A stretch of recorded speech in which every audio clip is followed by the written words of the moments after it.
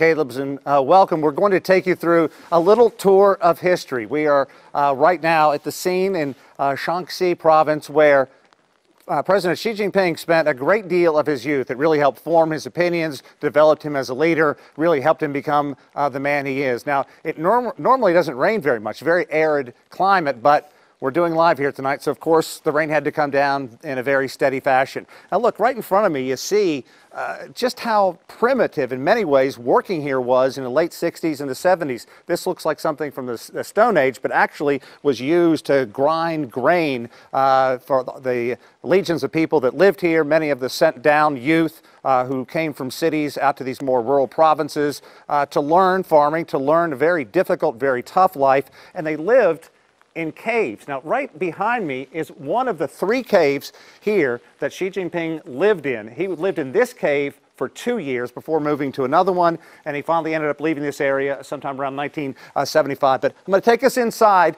and introduce our colleagues. I'm joined firstly by Xu Mengqi, sitting closest to me, and then Xu Zhaochong. Thank you very much for joining us, a very veteran and skilled journalist at CGTN and CCTV. And this is it. This is the cave where President Xi Jinping lived, spent 2 years. And if you look, there are 6 sets of beddings. So he shared this with 5 other people. And right where Xu Mengqi is, very important. Tell us why this area right here is so important, Xu Mengqi. This is the second in a row. And this is the place that Xi took. He slept here during his 7 years in Liangjiahe, this village.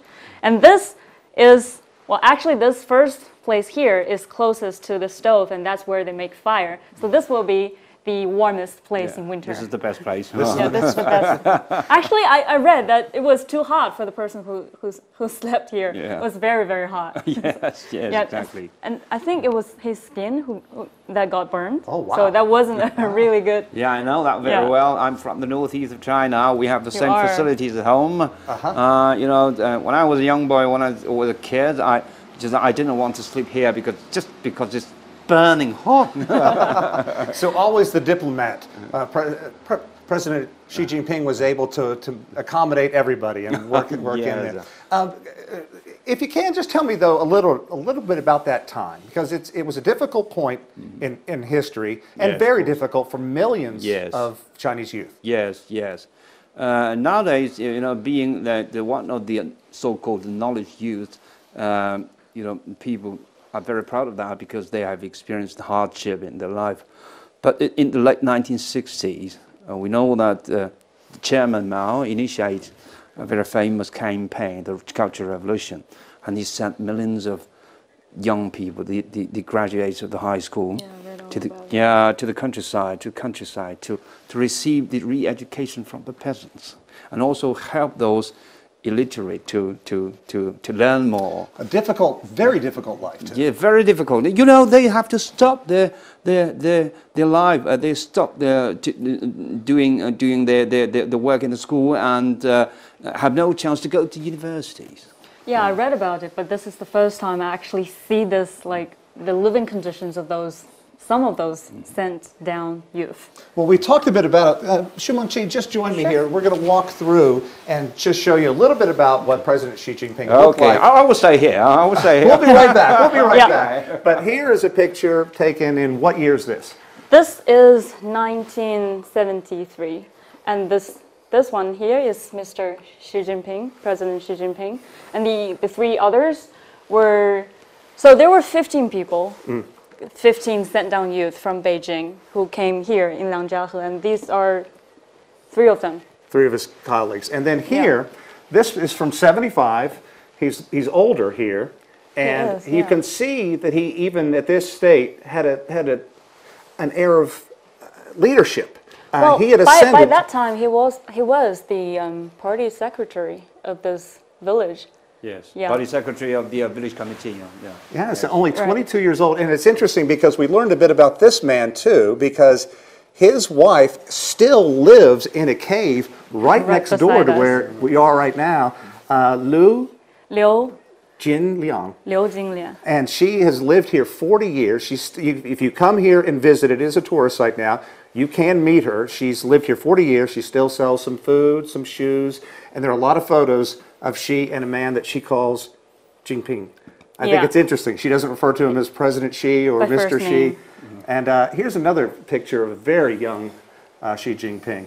And yeah, just to add on that, he didn't rise to the party secretary position very easily. Like, he earned it. Sure. After 7 years, and because of his family background, he had a lot of difficulties trying to join the party. And I read he tried 10 times before they allowed him to, because of his good reputation in this village, and yeah. Shujao, you can also tell us a bit about I'm going to jump now. Come on. When he came here, President Xi brought, we're told, 2 big trunks of books. Yes. He read a lot, and we had a chance to see some of the books. Yes. Tell us a bit about that and why that's so important. Yes. I'm very familiar with many of the books. You know, it is a hard time. Many of the books, which are very, very popular nowadays, were very rare, very hard to find at the time. What are those? What are those books? Okay, the books are books from the Western literatures, and the books of the traditional Chinese literatures. So not only domestically, but also, what is available is only the works of Mao Zedong, Marx, and Revolution. The revolutionary books. So, of course, you see from those books, you can see that Xi Jinping is from a special family. Not every family has those kind of books, but not every kid from those families would like to appreciate would embrace that knowledge. Yes. We saw Old Man in the Sea, a Hemingway class. Yes, Hemingway class, and some of the novels written by the former Soviet Union writers like Tolstoy, and like Ostrovsky, whose book named as How Steel is Tempered was very, very famous since 1950s till now. This was a time that would have broken many people, honestly, and it did to many people. Yeah. President Xi was able to leave here after 7 years and go on to perhaps the most prestigious college in China. What does that tell you about the time he spent here? Okay.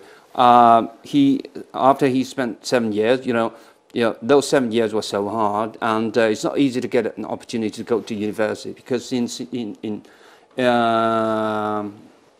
hardest time was from 1968 to 1972, 73, and from 1974, 1975, some of the youth, some excellent young people will be selected to go to university. But, Xi's background is not that good. His father is still in jail, so he had to struggle very hard. He had to work very hard, and he didn't know how to work in the field. So he acquired those knowledges and skills all by himself. And while he was here, let's talk about some of the things he was able to help. And now there are 400 people living here. 80 of them work in the tourism industry, but back then there were a lot more, and they needed things like water and a way to get fuel. There was no electricity, and the road wasn't built. You couldn't come in by car, of course. And personally, he had a lot of obstacles to overcome. I read from books like these beds. There were fleas. So he would get, flea infestation, and I used to sleep in such kind of bed. With the fleas? I don't know. Well,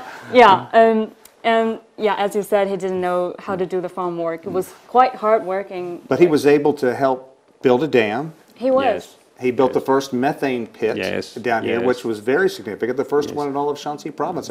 Yes, because people in the north of China didn't know how to use methanes. And he went to Sichuan province to learn the skills, and then came back. Brought it back. And so his leadership skills as a very young man. I mean, you're not much older than that now. Can you imagine you and your friends doing that honestly? Honestly, I don't know. Maybe no. Because generations back, there's no opportunity for any of the young people to experience the hard time in the Cultural Revolution, and the knowledge youth going to the countryside. You're fortunate. You're lucky.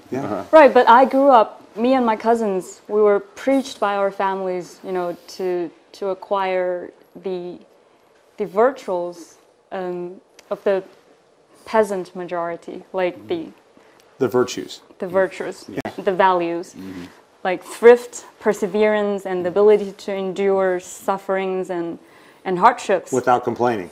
without complaining. And that's why Mao Zedong launched this huge campaign to send them to these rural areas.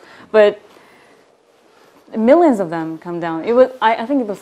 I want to ask both of you a question as Mao Zedong looks down on us. But let's look back at what forged Xi and what made him the leader he is today, his ideals. Can you understand, looking back, about why fighting poverty is so important? And then I want to hear from you about your reporting in a nearby province, and you do a lot on this. Yes, I'm the right person to answer your question. Okay. Shaanxi province is a very special province in China. We know that one of the earliest human civilization initiated from this place. Not only the first emperor, but the Lantian culture. The site was quite close to Xi'an, the terracotta army city. And we had the first emperor, the Qin Shi Huang. The mausoleum is still quite close to him. Yes. But Shaanxi is also well known for its poverty. Because on the flight from Beijing, I believe you see the terrains and the ravines, which used to be pure lowest plateaus. And nowadays you can see trees and grasses, but in those about 20 or 30 years ago, you can only see yellow color on the ground. So the civilizations and the uprising of the peasants coexist in the same place. And we know the Ming dynasty, the last emperor of Ming dynasty, was toppled by a peasant from this province. So fighting poverty. It's gone on for so long. Yes. Why do you think President Xi is going to be successful in trying to get that last mile, reduce the 3 to 4%? All right. I think first of all is his determination. You have to be determined. You have to and the strong leadership. And then I think I believe he says that I do not want to forget about my initial ideas and he says a lot of his ideas and characteristics are derived from his experience here. In many of the books, there's a story that when Xi Jinping went away from the village to go to university, the people from the whole village waiting in the early morning outside his room to say goodbye to him. But they let him sleep a little bit. Yes. When he opened the door, Xi Jinping burst into tears. He was so deeply moved. He said, "This the only one of the 2 times I cried in the last 7 years." Well, this helped establish his credential as so he would like to help those poor people. And man of the people. Man of the people. Yes. Can relate to the common man. Yes. And you've been reporting a lot for CGTN on poverty, agriculture, the efforts to bring people more into urban areas, but yet be able to feed a nation of 1.4 billion. What have you learned? Right. Yeah. So I am based in a neighboring province called Henan. It's like a large part of its economy is still based on agriculture. So I visited quite a few villages, the rural villages, and I think the most prominent problem is what we call hollow rural villages, meaning the villages have become desolate because of a large outflow of young labor force into cities to work in the factories, and so there's a lot of land that's left idle in the rural areas, and only the elderly are left. So that means there's no skilled workers, there's no income. Or children left behind who are coping with poverty and the loss of their parents because they're not there day in and day out. Sean, what I want to add is that, yes, we can obviously see the facts of poverty in those remote villages with our own eyes, but I think it's even more challenging and more difficult to change the mindset of those people. As I just said, I am a veteran reporter. I've been to so many remote areas in this country, and I still remember about 15 years ago when I was in Chongqing, In West China. Yeah, in West China, not very far from here. The local government tried to persuade the local people to pick the people living in the mountain to move out because it's quite dangerous.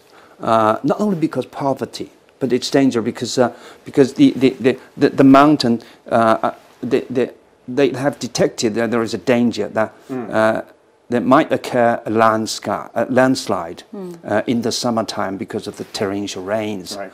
But that cannot be identified by eyes. But the peasant, the farmer, just don't believe in the data from the devices, from the technology devices. So they were so reluctant to leave their hometown. So the local government have been persuading these people for years, saying that once you move to other places, you will get rich. There's a comfort in what you know. Yes. But they just didn't want to leave. Let's talk a bit about where we are, though, because this has become a tourist site, and I'm told that in the summer between 2,500 and 3,000 people can come a day, and I think that this is only going to get more popular, not just within China, but I think people want to know about this leader, Xi Jinping, and where he was. I mean, this is carved out of a mountain if we sit here and look at it. But unlike the hard rock where I'm used to in a cave in the United States, this is very soft, almost porous soil. It's very easy to go away. Yes. Yeah, as Mr. Xu was talking about Loess Plateau, Loess it's fine silt. It's deposited and transported by wind, and it's easily coverable because of its porosity and, it's not much more than dust. Softness. Yeah, Exactly. like this. Oh, see? And it gets everywhere. But you could just, and you were saying that you dealt with, there are a lot of people who live in caves in this region. Millions of them. And you had talked to people who, when their family gets larger, they just dig another cave. I thought that was totally spontaneous and fascinating. Like when there's a new member, like maybe a couple gave birth to a son and daughter, they need more room, they need more space, they could just dig out another cave.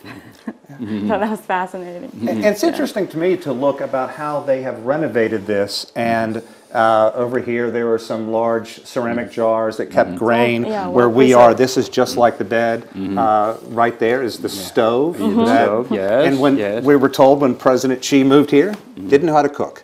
They did. And Mrs. Liu next door. Somebody else from their team, like the production unit, was cooking for them. Yes. But finally, they learned how to cook for themselves. How can you imagine a teenager from Beijing can cook for himself? Despite so, there was a scarcity of food. Right. And there was a lot about they meat could hardly feed themselves. that you were telling me about. That really... I read from his memoir that he said there was no meat. And one day when they saw raw meat, they ate it raw.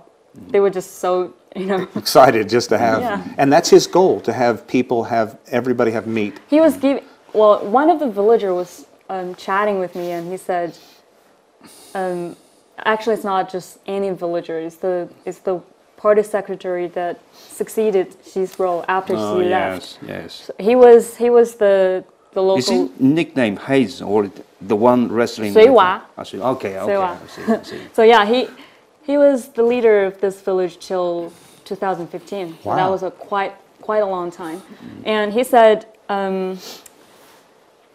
Xi gave a speech in Seattle, in the States, and he said when he was the party secretary of this village, he wanted his fellow villagers to enjoy a meal that has meat, Once a day. Like just even for once. Yeah. But he couldn't fulfill that wish. Oh, so many sad stories, But being here and seeing these newspapers on the wall, I'm so familiar with the surroundings of the room because this is one of the ways I recognize the Chinese characters growing up. When I grew up, because we have no books. We have no books, only the Mao Zedong's work. So usually people use newspapers to stick these paper. Oh, sorry. Onto the wall for a kind of decoration. Sure. And I usually, before before I slept, I would read some of the characters here and ask my grandpa and grandma what was that, and the pictures of Mao Zedong and those, you know, celebrities and statesmen in the past. Well, to remind you, this was a remote village. Very much so. Yes. Newspapers and magazines might be the only way for the locals to get to know the outside world. And this, for example, like premier meeting, like ambassadors from other countries. From Malta. So how would a local peasant ever learn about that? It's fascinating when you think that Xi Jinping came here when he was 15, and it took more than 2 days to get from Beijing because the terrain was so brutal. Let's talk about how it's changed, because this is now a tourist area that is on the way up. And there are far fewer people here today than there were back in the late 60s, early 70s. Only about 400 right now. A lot of people eking out a living in this rough environment, but tourism, 80 of the 400 people who live in this community work with the tourism country that is operating this. So they're lucky. But let's talk about what we see as we come in, because it's not just one cave. This is quite a long facility. Well, tourism is the main source of income for Liangjiahe villagers now. I was told by the same, former party secretary. Exactly. He said people here made, like, the average annual income was more than 20,000 RMB. Which is about 3,500 US dollars. Right. And that's not a small amount of money for peasants. Right. And tourism is not the only industry. They are now developing, like, orchards. They're growing apples and jujubes, dates. We had some of those jujubes. Chinese fruit, Very good. Yeah. And I drove to the top of one of these mountains today, and we got to the top just to take some pictures below. And when we got to the top, we were stunned to see a huge orchard and a man who was not very old, but he looked very aged. He'd had a very rough life taking care of that orchard, basically himself. And he was in the process of removing all the excess twigs on the ground to take home to burn for heat and for a stove. And he talked about how difficult it was. But it is one thing Has life changed for him? Not yet. It's slowly getting better. Which is fascinating, the way he took care of that whole orchard. He would tie bags that had small little weights onto the limbs, so instead of the limbs growing up, they would grow out and get more sun, and the fruit would be low-hanging fruit, as saying. It's very easy to pick. So, and then the people we met yesterday, planting trees. Yes. And I think these are all considered as a kind of special policy towards a small amount of people. Years ago, we had policies to help people shaking off poverty alleviation. But, in those years, like I said, one of the challenges is to change the people's mindset. Some people in the poor area, even the officials in the local government, would like to have a title as County of Poverty. Because with that title, you will have subsidies from the central government, the provincial government. Then you just sit here waiting for money coming. Right. And now the policy has changed. So, and sometimes even policies can be made according to the actual situation in an individual family.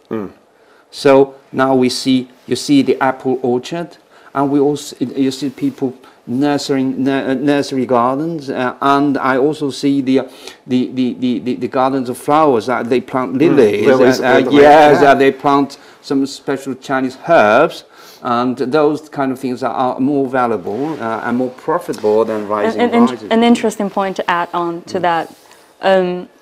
Some villagers told me, because of this village, Liangjiahe's close ties with President Xi Jinping, there used to be correspondence, right, between villagers here and him.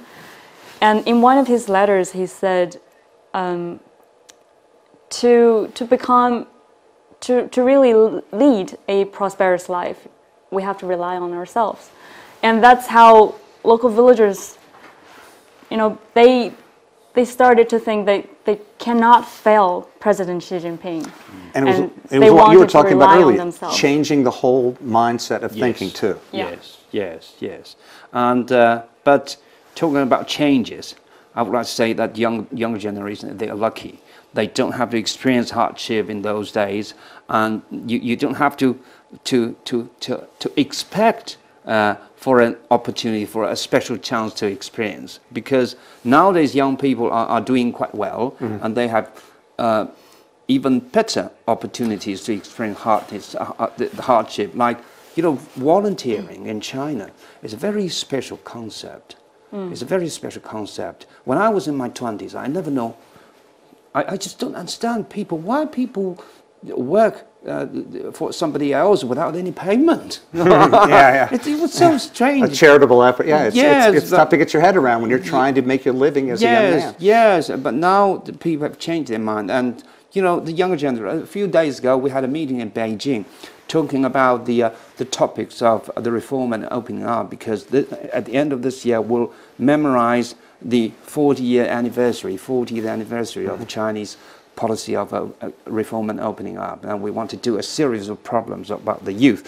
One of the packages is about the volunteers, and I contributed a lot of ideas, because I know that young people are traveling to Africa and to Afghanistan. I did too. So that is another kind of hardship, but it's also useful to help the younger generation grow up and understand globalization as well. Well, when I grew up, I didn't have any experience in rural villages. I didn't know how to farm at all. But my families would still preach these values to us, you know, the values of the peasants. You don't waste food, you know, thrift, perseverance, and enduring, the ability to endure the hardships and sufferings. You know, it's interesting you say that, because I think just next door, Mrs. Liu lives in a cave where she's lived for 40 years, and next to that is a small cave that she has a small store where she sells shoes and some food and some books of President Xi and some other. And there's a very famous picture of her giving President Xi a pair of shoes, and we're told that he accepted the shoes, but not for free. He insisted on paying, and so that's that whole mindset of. Basically being responsible. You know, nothing for free. You have to work to get everything. What do you think that says about President Xi moving forward? Because it's an important time. 2 sessions is winding down. A lot of new measures have been instituted. Some ministries combined, some expanded. More focus on the environment. But it's certainly a different time in China. Time to look forward. Yes. And he aims to wipe out poverty by the end of 2020. That's like in 3 years' time. That's one of the goals, but we have even bigger goals. Like she said, we would achieve a revitalization of the rural of the country. But there's a close tie between as we used to be in history. But talking about president for such a long time, I would like to say that. Do American people know the similar stories of your president, of your politicians? Well, I was thinking about this earlier. Let's go back to the first George Bush, 1988. Okay, he was somebody. He was a soldier. He was a fighter pilot. He got shot down and fished out just off the coast of Japan. And other people who were with him on that mission all perished. And so he had he pulled himself up by his own bootstraps, so to speak. But then you go after him, you have Bill Clinton. Bill Clinton was very poor too. His father was an alcoholic. He did not have indoor plumbing in his first home in Hope, Arkansas. He was very poor. And to this day, Clinton talks about poverty and how it should not be a badge of shame. You know, it should be something that everybody should have a certain degree of empathy for, and everybody fight to do what they can to make everybody else's lives better. But from then on out, you don't really have a U.S. president that goes through anything like that. And what we have in the U.S. political system, where there's a give and take, and policies change and administrations change, we have some conservatives who are pushing back on anything that is perceived as a welfare system. I'm tired of giving. I'm tired of giving, and and that's something that continues to be played out to a great deal in the United States. There's not any kind of symmetry or continuity. It's a political system that ebbs and flows. Okay, so you had your university degree in the United States? No. No, in Britain. I'm sorry. My postgrad. Ah, Yeah, your postgrad. Okay, okay.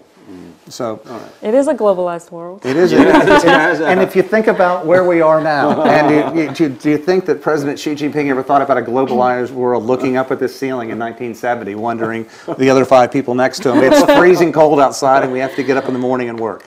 But at least in 1970s, Mr. Xi Jinping was so eager to know what's happening outside the world, in the outside world. Well, time is probably running up. Yeah. All right. Well, we had a nice Okay. chat. We had a- a great time. My I just wanted colleagues? to continue. I have so many to talk about. I know. Well, once the I have cameras so many go to off, learn. we'll light some candles in here. Yes, of And course, continue. and have a couple of drinks. That's great. Yes. Okay. Shou Jiangchun, Shou Mengqi, and Sean Caleb's. Caleb's. We really enjoyed this time in here, and we hope you enjoyed a little bit of history, and also as China looks forward. Thanks for joining us, everyone. Thank you. Thank you. Thank you.